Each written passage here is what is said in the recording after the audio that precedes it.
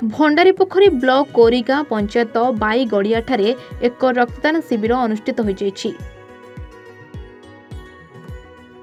पवित्र सरस्वती पूजा उपलक्षे मां वरुणेश्वरी युवक संघ पक्षरु एही नियारा कार्यक्रम आयोजन होइतला। एथरे मोट 25 जन स्वेच्छासेवी रक्तदान करथिले। भद्रक मेडिकल ब्लड बैंक कर्मचारी माने उपस्थित रही रक्तदाता को उत्साहित करथिले।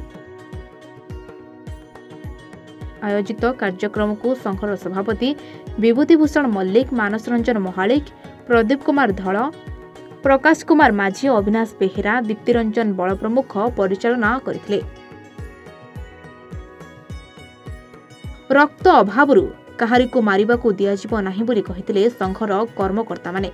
प्रति वर्ष सरस्वती पूजा आमे रक्तदान शिविर आयोजन करिबो बोली मध्य कहिथिले।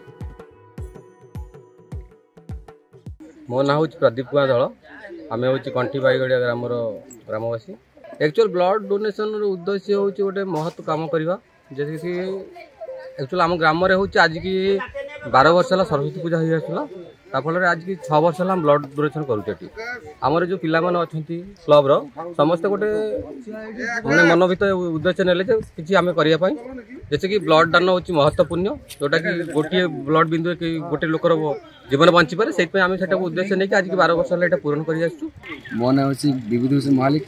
मुझे भद्रक जिला रायगढ़ ग्राम बंडारीपुर ब्लॉक गोटे ग्रामवासी बृंद।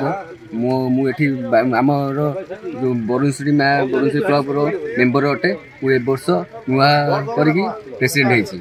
आमर सब वर्ष 6 वर्ष धरिकी आम ब्लड डोनेशन कार्यक्रम आरंभ होती। आज भी आरंभ होती। आज आम गेस्ट भी आसती।